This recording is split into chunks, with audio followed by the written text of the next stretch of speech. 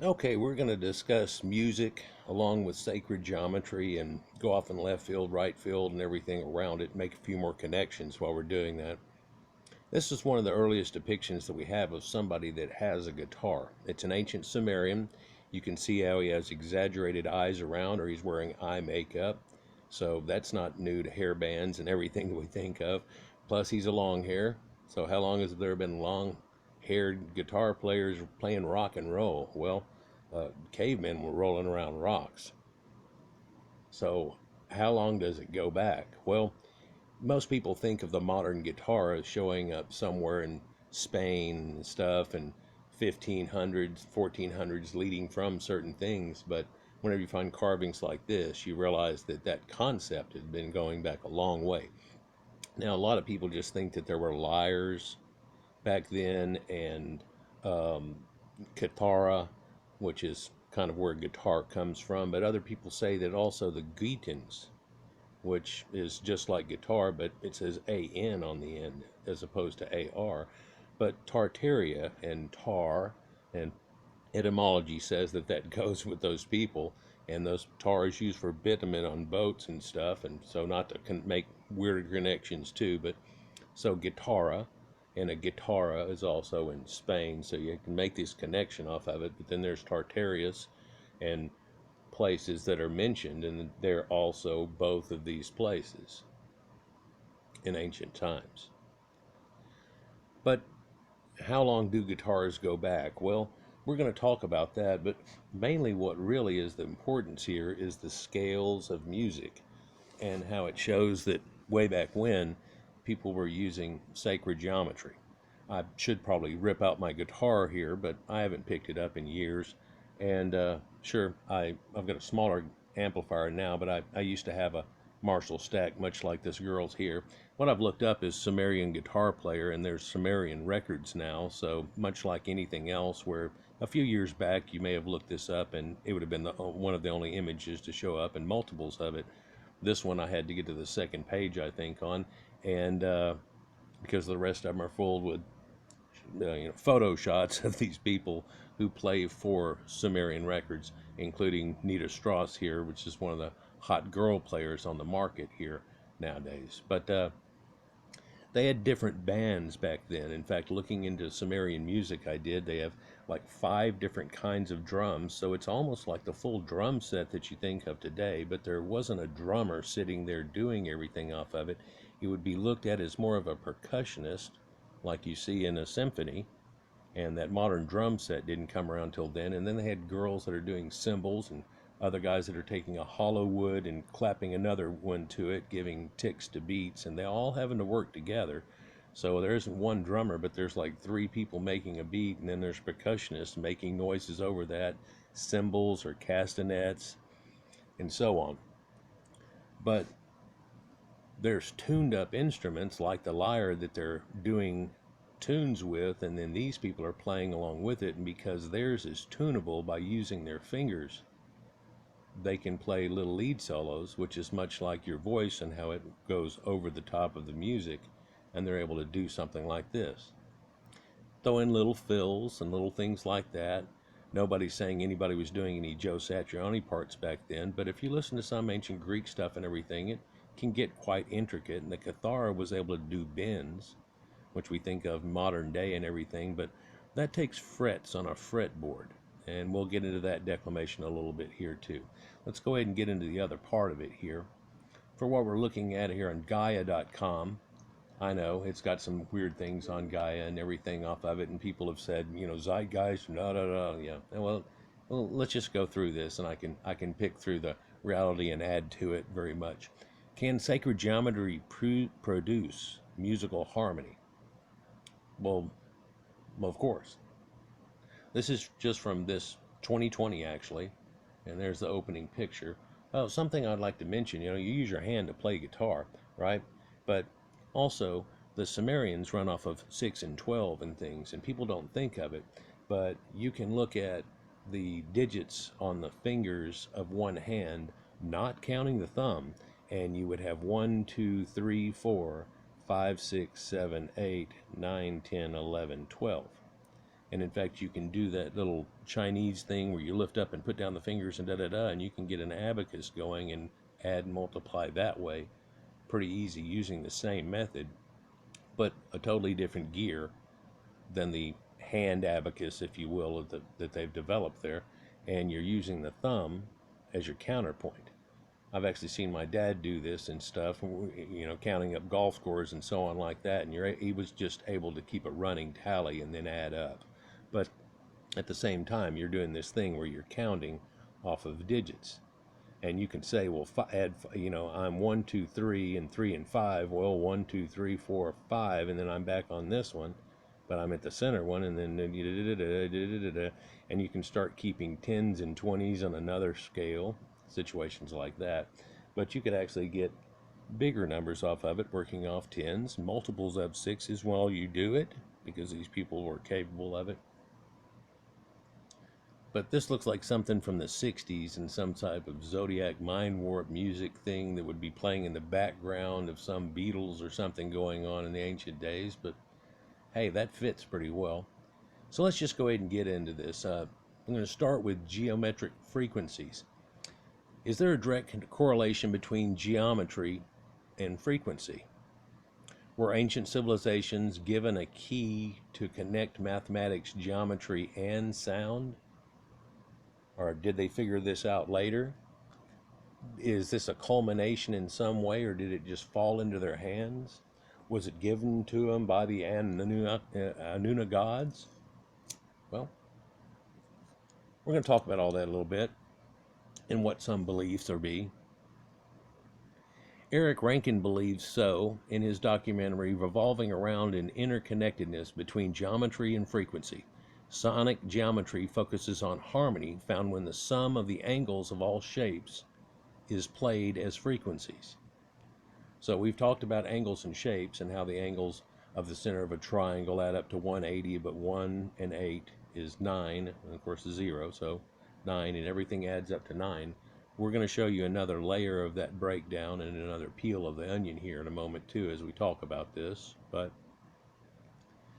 the basis of Rankin's theory dates to the ancient Sumerian culture. Roughly 5,000 years ago, the Sumerian civilization in Mesopotamia, often referred to as the cradle of civilization, our history begins at Sumer, spawned the first written languages and mathematical systems, but the ancient Sumerians wrote that the information that is the basis for their systems came from sky gods, known as the Anunnaki. In fact, people have stated that Anuna, or Anu himself, would have been Lord of the Heavens, far away. In fact, Uranus is meant to depict that same person in other mythologies, and I've made the connections of how that works, and pantheons, titans, and so on, how it runs through. But so if a key is here on Earth, and Ki was the name of the Earth, it's saying the Anuna gods, and where are they from? Well, they say that they're from the heavens and that they're there now, and they're all in the stars, they're the planets, and so on like that. So there's this conflation, and it makes it very easy to come around and bring out some alien crap, especially whenever you figure that God that we believe of in the Bible is alien to this world, and it works in the same concept. But he's a super magician thing. It's a little different. He pulls it all off. So, cradle of civilization, but more than that. The ancient Sumerians wrote that the information that is the basis for their systems came from those sky gods, the Anunnaki. They relied on a system of mathematics based on the numbers 12 and 60, or 6 and 10 times 6 also. So they have that going on. People act whenever they find out that they have a 6 base that they wouldn't have a 10, but it's 6 times 10 is 60. And they're multiplying things like that times itself and getting 360 in the circumference of the earth, so they're pegging on that 60 hard, which is strange instead of having a nomenclature that's usually based on 10s flopping to 100, isn't it? For 12 times 12 is 144, and that's special times special. We'll get into that. We still retain some of the Sumerians' mathematical system and how we calculate time itself, measurement in inches and in geometry. And we're still using that type of thing. In fact, I've done a video that, and you can find others about it, where the Sumerians had an advanced trigonometry based on this 12 and 60 and 6 hexadecimal, kind of like a computer runs off of. And in that, there seems to be an easier formula to figure out and much more accurate and easy to figure out an accurate long base on. And we're just figuring out that now. And what's funny is some of these tablets that they cast aside and they said, oh, this is a bunch of numbers, probably selling a bunch of grain or so on, and tossed them all aside. Somebody finally got to look through these and they go, you're talking about some other crap. Well, so they put those in a different box. And that sat there for years and years. And finally, somebody saw it again, and they just decided to walk down to the mathematics lab with it, and they knew enough about it to talk to him about it and this, that, and the other, and they got the numbers together and everything, and they go, this looks like something, da-da-da. So he left, and just a little while later, the guys figured out, hold on, this is trigonometry, and if we do that, we have to turn around and make it based on this, and so, oh yeah, this is right, this is numbers right. Here's a whole declamation of numbers that work out in series, and it's pulling off an angle at an angle, and wow, okay, so it's like plane trigonometry all figured out and everything. What is this? What's apparently declamating where a planet's going across this wandering scar, and they've got it declamated versus the horizon. Anyhow, but we use their time today, seconds, minutes, hours, everything too, but that in geometry works too. I've talked about in the other videos in it. So far I'm up to, I think, 9-10 videos on sacred geometry and their different pieces of it. Here we see an ancient temple, and it has an open sunroof, if you will. And you can see the sun in there. You can also see that they were using parasols back then, and what's going on here. But notice that the sun is way over here right now. But through the year, whenever it goes lining back up, it would cast a shadow right down the middle of that hallway for a while, and then back on this side and back on that side. Funny thing is a couple of people that are looking into this figured out, well, you know what, the one on this side would have been more summer, and it's got more of a harvesting scene, and the one on the other side's all these people paying homage and doing things like, oh, Christmas worship and all those things, maybe Demuzi and stuff. It sure looks like that kind of, here's the reaping of the harvest, and here's the outcome, and here's, okay, maybe that all goes to, maybe it all goes together much more than people even discern whatsoever.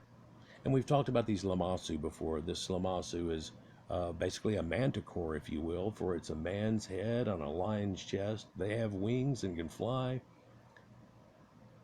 but a horse rear end somehow, and they're like, how do you get that all out of it? Or an ox? Well, you know, you can take the 4 cardinal points and put it all together, and so these people are all major astronomers, and even something like this, who people don't, what the hell is that all about? Some freaky monster thing? Or no, it actually has to do with something that's right above you all the time. People don't pay attention anymore, and that they had figured it out long ago, and they've got it all hooked up. There's more I could go on about this, but let's go ahead and get into it. Pythagorean tuning. So this kind of goes back to like my second video where I was talking about Pythagoras and things and how he had figured out stuff, but also how they figured out the size of the earth and, you know, how eclipses work and so on. But we're all familiar with the Pythagorean theorem in geometry. But the Greek philosopher mathematician is not commonly known to have applied his focus to music.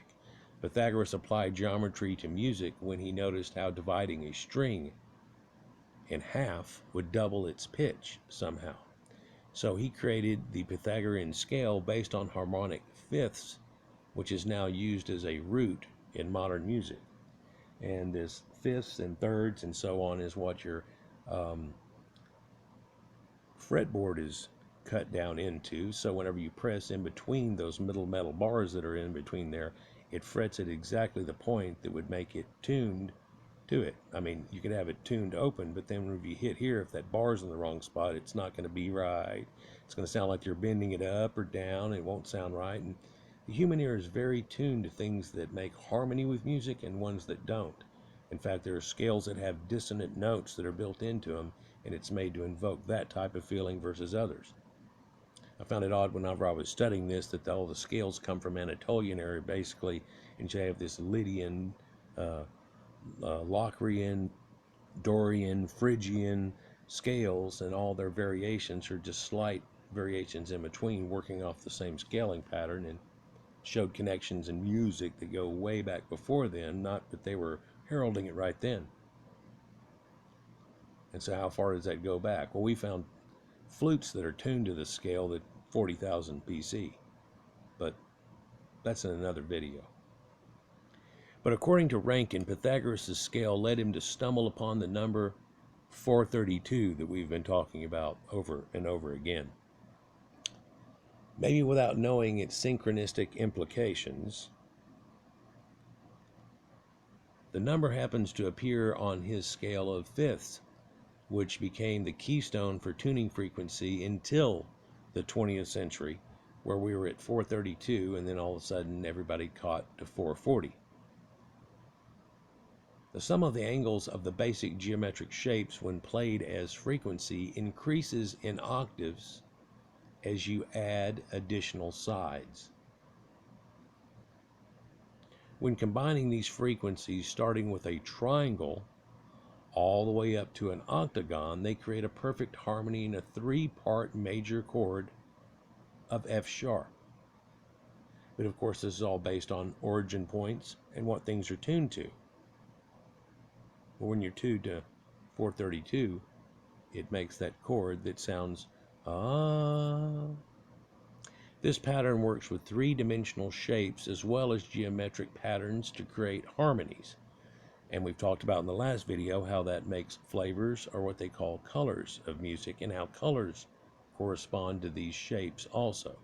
So there's color, shape, form, sound, and they all go together, but then you find that it's all made up of the same numbers that we can find in the whole cosmos, and as small as the littlest things on Earth up to the biggest things. Sure, there's a chaos in between all that. It's not like everything, but it kind of is. It surrounds you. Kind of like the Force. It surrounds you and penetrates you. Hey, what you ever wanted to learn about plant medicines, and then they show a mushroom, which I think that's a psilocybin mushroom. That's a kind of medicine. The Mayan equinox. So let's go over there a little bit. The ancient Mayan civilization was astronomically in tune and knew about the Earth's axial precession and wobble.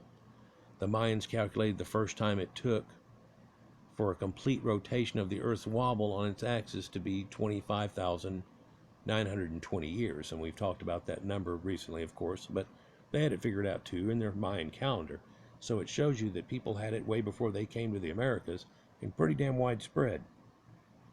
So this concept goes back before the Sumerians.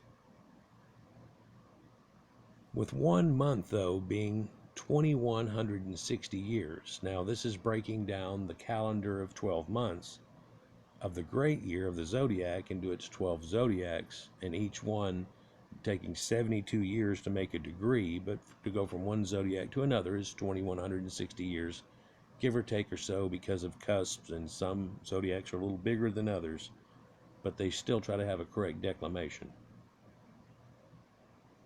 It happens that the diameter of the moon is 2,160 miles, as I spoke about in the last video, but how that works off 108 also, and we'll talk about in a second. When this number is divided simply, you get some interesting results, and here goes a little layer of that peel of the same numbers we've been talking about. For if you take 2,160, divide by 2, you get 1,080, and there's that 108. And that's the angle sums of an octagon. And it's its symbol. Funny how that works. 2,160 divided by 3 is 720.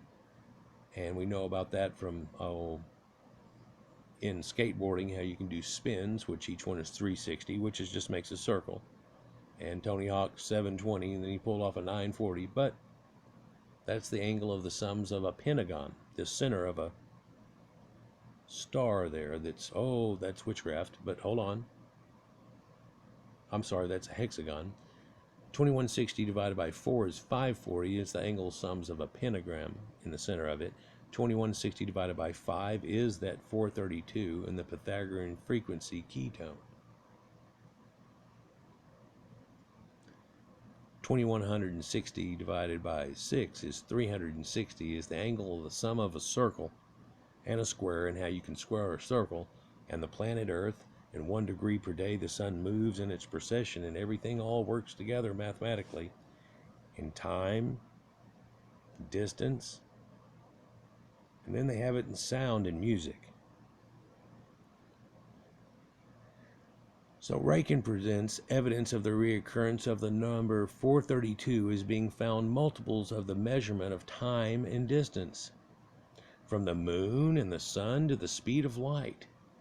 And he believes that there is some connection that is hidden within this number that could have possibly been gifted somehow to the ancient Sumerians by the Anunnaki, and has remained embedded in many aspects of how we measure our world. A lot of people say that they were the people that had kept some knowledge that had come from way before, but they weren't exhibiting it until they get writing. But you look at the most ancient of buildings, it's there. There's astronomy going on at Göbekli Tepe, but it doesn't add up to this point here. So we can kind of see an evolution there, but that's 5,000 years or more we're talking about. And we see the Vinca culture that predates them and stuff that goes on there, and you can see some grasping of it. This is all coming out of the last ice age, though, and a resetting of somewhat that was already going on, and it makes you wonder what possibly we had going on. I mean, I'm not saying that we had spaceships and zipping around and doing these things, but it's odd how you can get that ancient aliens crap out of the fact they have Anuna gods that came back down and told them this crap, and then in their stories, that's like the Noah story, they went up into space and watched it all happen and freaked out and said they wouldn't do it again and went back down and da-da-da. And that's recanted in your Bible, but that's just up on that box on the shelf of UFO world, and what the hell is that all about? So, and how we measure our world, how we measure everything, and in fact, until millimeters were brought out, everything was on inches and miles, and that's the strides of a human and how that works. Everything from the inch to the stride to the furlong to the 1/8 of a mile, we'll multiply it by 8. And then you can multiply it by however many you want to get and find the number. Change in frequencies, though. We're, kind of changing the radio dial here. In the early 1900s, there was a shift away from the 432 frequency of A to 440 hertz. Almost all music since then has been recorded in this frequency, which does not have the same numerical synchronicity. To those who have alternated between the two frequencies, there's a notable difference.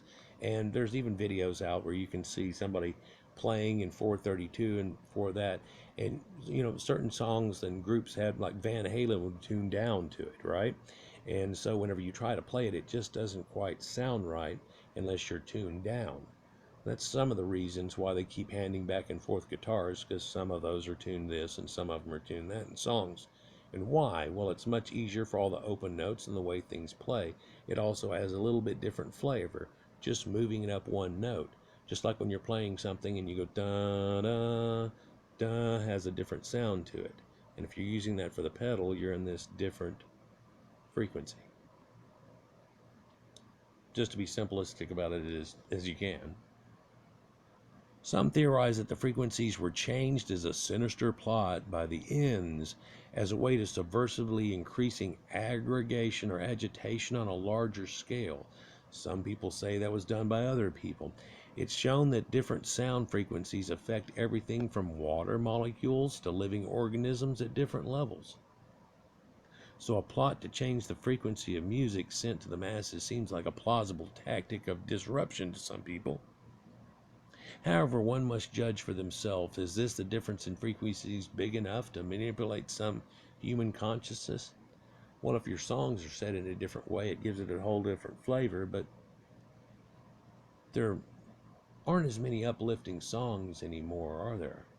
For that started to change.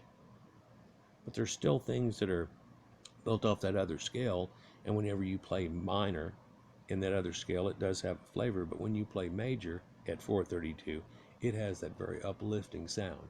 So it makes people think of church music. You do it on a piano, and that's church chords they talk about. But let's continue. Here's somebody else we talked about in cosmic cycles. Where are we at? 25? Wonderful. Cosmic cycles of this 432. Well, Joseph Campbell, who I talked about a couple of videos back, found the number 432 intriguing in his studies, particularly as it reoccurred across different religious contexts. Strangely, it's in a lot of things, like the Bible, all over it. And there's a lot of zodiacal stories, and I've talked about in a bunch of other videos and don't need to go there here. One instance of which is an ancient Babylonian priest who wrote an account of the history of Babylonia in which a flood destroyed everything after 432,000 years. Yeah, but then also before the flood there were these gods that lived a long time, and those are all declamations of zodiacal and sacred geometry ages too. And then the flood happened, and then all of a sudden things get pretty much normal.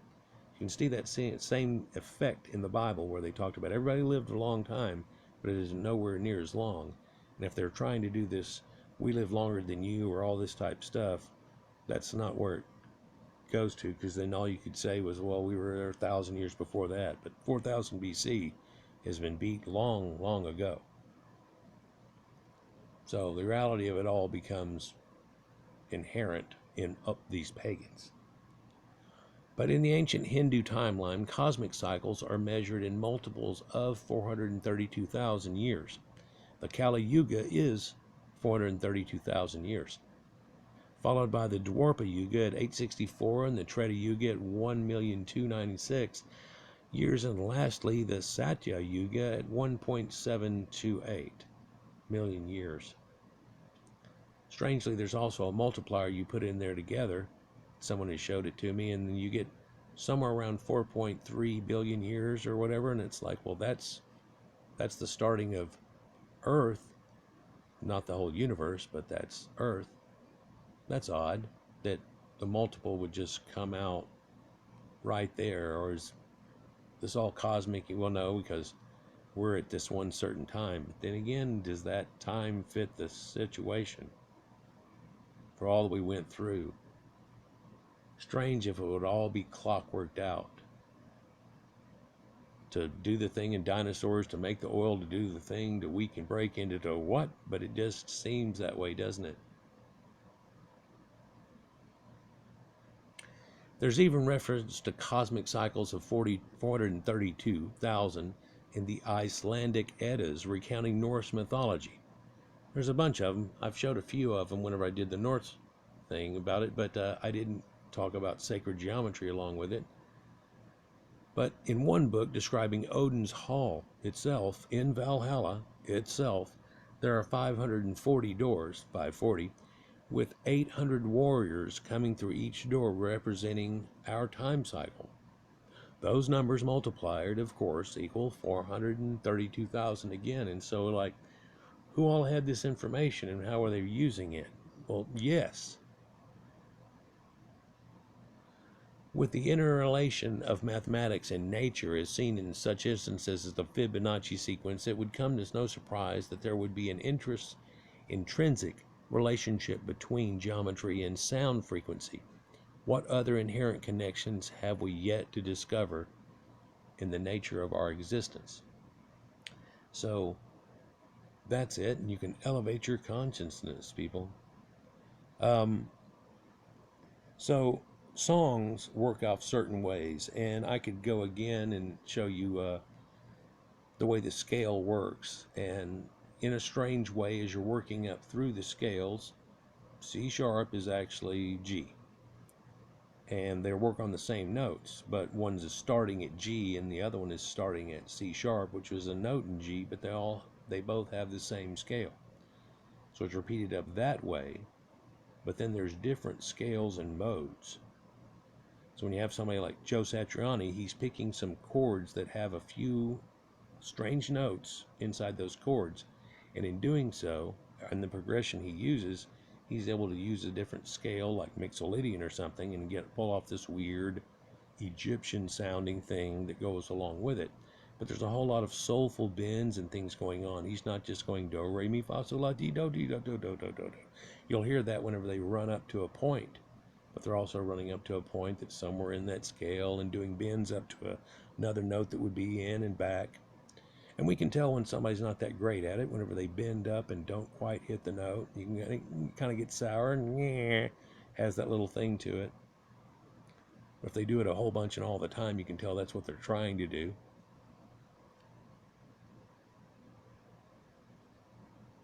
So, sacred geometry works in music in many ways also. And so when you put it all together, that's quite a thing to grasp at one time, and then how all these things that surround you are working upon it, along with all the other symbology that's still extant today, and then was, of course, in rock and roll that goes along with this idea somehow. And it's just right there the whole time. So when I talked about when it hit me, it just, blew me away, because I thought I was Joe's cool making all these connections, and all of a sudden I was like, oh my God, it's just surrounding me right now, and I've been staring at it the whole time. And I do this thing on the guitar, and I go, well, fifths and thirds, and this makes that, and that's an octave, and this is that, and I go through the scale, and I was like, oh wow, so that's like ding, ding, ding, and all these thoughts run through my mind. Hopefully when we do these videos, ding, ding, ding, thoughts go through your mind too, but we can see that also this concept goes back much, much earlier than given credit for or previously thought of, and in fact it goes back farther than they're talking about here. But also, Dungeons and Dragons and all that goes along with it too, that I played when I was a kid, that also led me down another path which synchronizes and meshes with this same concept. Had bards in it, and what did bards do? Well, they sing songs and stuff, and it gives you a buff for fights, or you can sing a song and it debuffs the enemies and so on like that. Well, that's much like people using bagpipes and stuff and reveling up people and doing things like that. Bards weren't wearing great armor and stuff like that, but they were treated more like a thief, and they had some knives and this, that, and the other, and maybe a magic bean or two they could throw at somebody every once in a while that they had acquired over their time. But other than that, they were, they sure weren't wearing chainmail armor and things, but that's for a different story. Anyhow, guys, like, share, and subscribe, and enjoy. And we'll get on to another aspect of sacred geometry and how these numbers all work together. And they somewhat seem like strange numbers, but after you start seeing them over and over again, and I was a kid doing skateboards, and we were seeing how many 360s we could do and spin around in a circle. You pull off 3 of them, and how many are you getting out of that? Well, there's 900. That's a number. That's a number. Well, why? Because that's circumferences of a circle. But that works with the earth. But that also works with the distances to everywhere and everything. And it all works together. And it comes all the way back down to your stride when you walk and the inch. And you're like, what? Oh, yeah. And it goes smaller than that, too, by the same scale. It's amazing. Then when you roll those D&D dice, all those shapes are those sacred geometry shapes. And it's like, what? Peace.